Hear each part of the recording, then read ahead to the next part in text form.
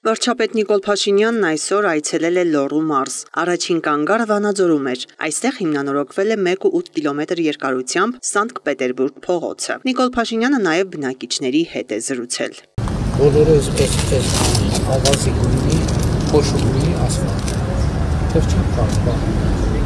Այսինքն ասֆալտը, բարձր չեմ ասում նույն սևությամբ պետք է այն որտեղ բարձրավոր բանի, բայց այստեղ խնդիրը պետք է հասկանալ ո՞նց է։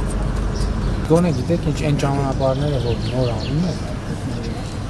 այդ ճանապարհները, այսինքն փորձենք ամեն ինչը նոր ստանդարտով անել, մեկը բոլոր ճանապարհները չեն կարելու սպասարկենք այդ վիճակին պահենք, որը նոր դրվել է, նոր արվել է,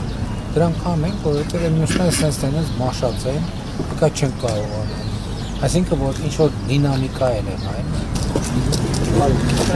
Ուրախ եմ ձեզ մեր շենացող քաղաքում տեսնելու համար պարոն վարչապետ։ Դժգոհ ենք շենացման տեմպերից։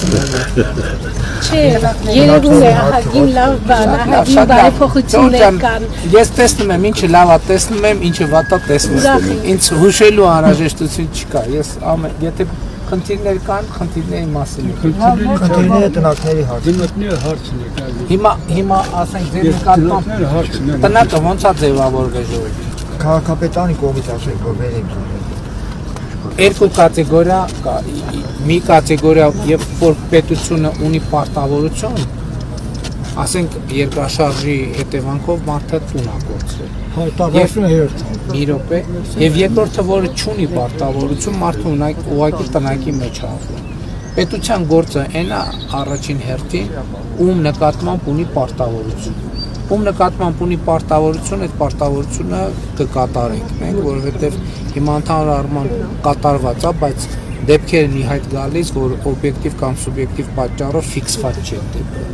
Ում նկատմամբ չունի պարտավորություն։ Սա մենք պետք է հստակ տարբերակենք, որովհետև երկրում շատ խնդիրներ կան, այդ թվում բնակարանային եւ այլն, մենք պետք է հստակ հասկանանք, ում նկատմամբ պետությունը պարտք ունի եւ ում նկատմամբ պետությունը պարտք չունի։ Նրանց նկատմամբ ում նկատմամբ պետությունը պարտք չունի, այդտեղ մենք առնվազն այդ բանաձևով անելիք չունենք։ Վանաձորի Խաչատուր Աբովյանի անվան դպրոցում կառուցվել է մարզադահլիճ։ Պետական բյուջեից հատկացվել է 224 միլիոն դրամ։ Ընթացքի մեջ են նաև դպրոցի հիմնանորոգման աշխատանքները։ Երկրորդ հարկում դասահարվում, առաջի հարկում վերանորոգում։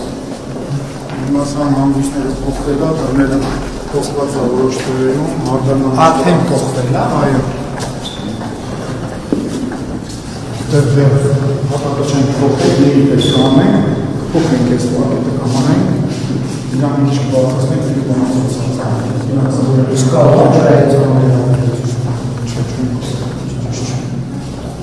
Դե հիմա պարոն Խաչատրյան, բանի հետ մարզադահլիճի հետ նորոգելուց հետո կարանք վստահ մեր բանի տողի մեջ գրենք։ Դեպս եկան պարոն վարչապետ, սա 5-ից 1-ն է, որը մարզադահլիճը կա, դպրոցն էլ նորոգելի է։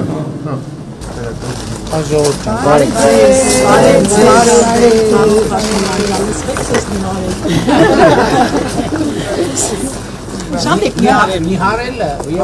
երբ որ մարդ նիհարում է, այդ լավ է, ոչ թե Մենք խոսում ենք ամբողջ Սանկտ-Պետերբուրգից տնական ավանի բնակիչների կողմից։ նույն տնական